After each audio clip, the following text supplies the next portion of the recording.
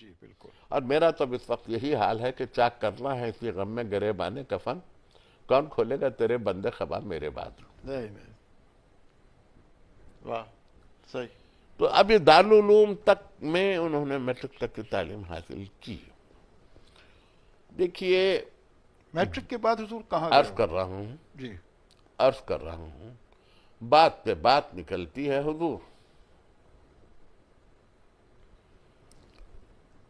علی گڑھ یونیورسٹی 1921 میں قائم ہوئی. جی ہاں. 1921. جی. عثمانیہ یونیورسٹی 1917 1917 میں قائم ہوئی. 4 سال پہلے علی گڑھ یونیورسٹی سے 4 سال پہلے علی گڑھ یونیورسٹی انگلش میڈیم کی رہی.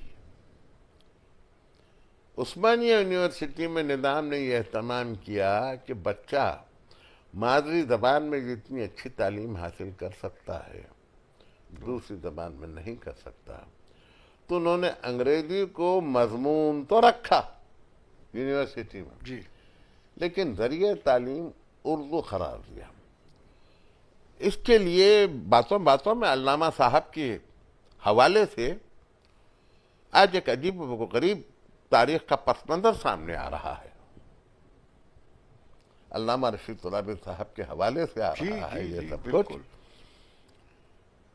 جتنا زر کثیر جامع عثمانیہ کے قیام میں صرف ہوا اس سے دوگنی کی قریب رقم دارالترجمہ میں صرف ہوئی.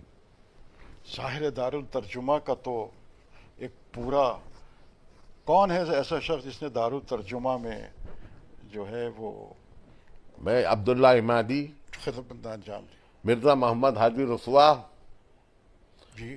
حضرت شبیر حسن خان صاحب جوش، جوش. بے شک. مولوی عبدالحق،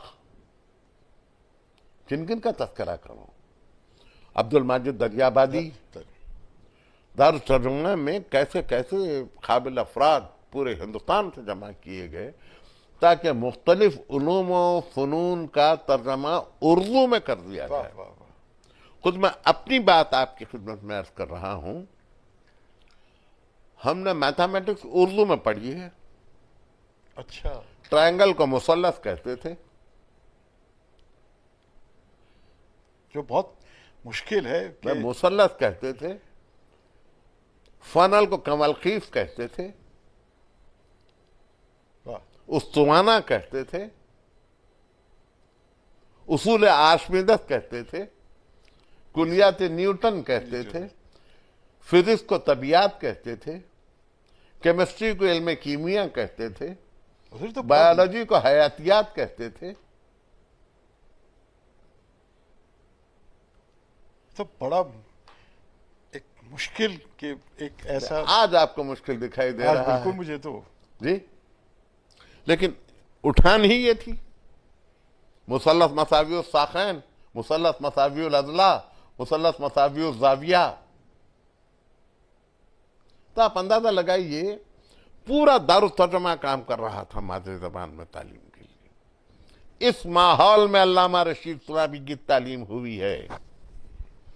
میں نے کس بات کے اظہار کے لیے کہاں سے آپ کو تفصیل لی. اس ماحول میں ہوئی ہے ان کی تعلیم. جب آپ ان کی زبان و بیان کو سنتے ہیں خطابت میں، اور آج یہ کہا جاتا ہے کہ وہ بڑی مشکل زبان، بہت مشکل نہیں تھی، یہی زبان تھی. اسی لیے ان کے مجمع نے اٹھایا اس زبان کو. جی بالکل جی بالکل. اصل میں ہونا یہ چاہیے، کہنا یہ چاہیے، ہم اپنے آپ کو ان کا ہم زبان نہیں پاتے ہیں. درست ہے. یہ ایسا ہی کہیے، ہے. بالکل ایسا ہے. قابل و قبول ہے.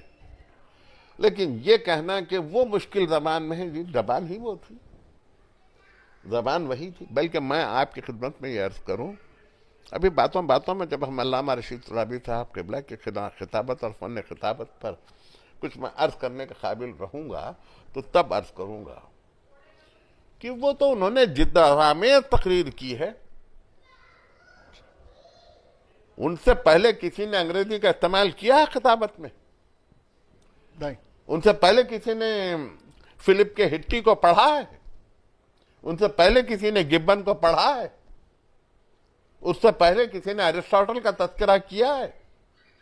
کسی نے سوکریٹس کا تذکرہ یا حوالہ دیا ہے ان سے پہلے؟ یا آج ان کے بعد؟ بھائی ہم سکان فہم غالب کے طرفدار نہیں سے بالکل. جی، جو ہے وہ عرض کروں ہوں. بات وہاں سے شروع ہوئی تھی جب وہ میٹرک کر چکے. اس زمانے میں آج بھی ہے اور اس زمانے میں بھی تھا.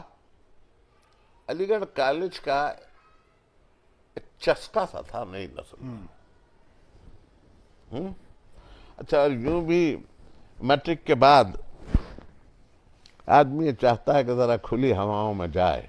جی ہاں؟ جی بالکل.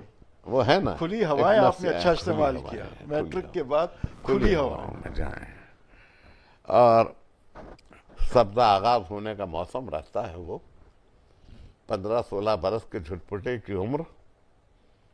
مسیں بھیگنے کو ہوتی ہیں یا قطرے بھیگ چکی ہوتی ہیں. واہ. جی، تو انہوں نے بھی چاہا کہ وہ علی گڑھ جائے. لیکن حیدرآباد میں نتائج، امتحانات کے نتائج کچھ دیر میں آئے.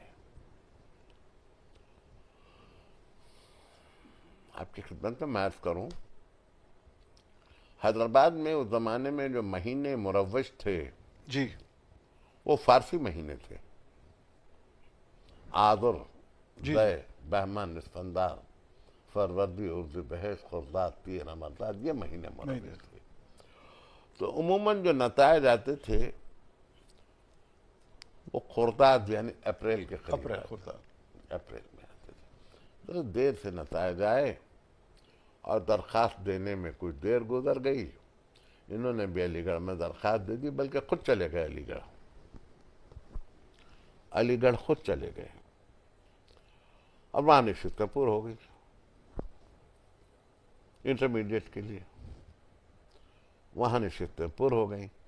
میں بھول جاؤں گا محترم ہادی عسکری صاحب کہ ابھی میں تعلیم ہی پر ہوں. ابھی ان کے مجالس کے آغاز پر کوئی گفتگو نہیں ہوئی. جو میں بھول جاؤں تو آپ مجھے یاد دلا دیں. جی ضرور. پہلے میں یہ حصہ مکمل کر لوں. انٹرمیڈیٹ میں داخلہ نہیں ملا. علی گڑھ نہیں ملا. علی گڑھ میں داخلہ نہیں ملا. انسان سوچتا بہت کچھ ہے لیکن ہوتا وہ نہیں ہے جو وہ چاہتا ہے. ہوتا وہی ہے جو قدرت کو منظور ہوتا ہے. اس دوران وہ علی گڑھ میں تھے. جولانی طبع کہوں، علامہ کی جولانی طبع کہوں، ان میں یہ بات تو تھی کہ وہ نمایاں دکھائی بھی دیتے تھے، نمایاں دکھائی دینا بھی چاہتے تھے. واہ واہ واہ. جی، اور وہاں وہ علی گڑھ کے نوجوان من چلے.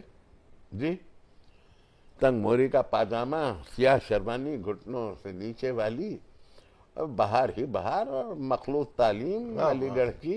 کون نہ چاہے گا کہ وہاں تعلیم حاصل کرے. اس میں انہوں نے کہیں 2-3 تقریریں کی لڑکوں کے درمیان. جی علی گڑھ کا تو ادب کا بھی معیار ایسا ہوتا تھا کہ ادبی مباحث جب ہوتے تھے تو اساتذہ کان پکڑتے تھے. لڑکے کسی کو بخشنے کے قائل نہیں تھے.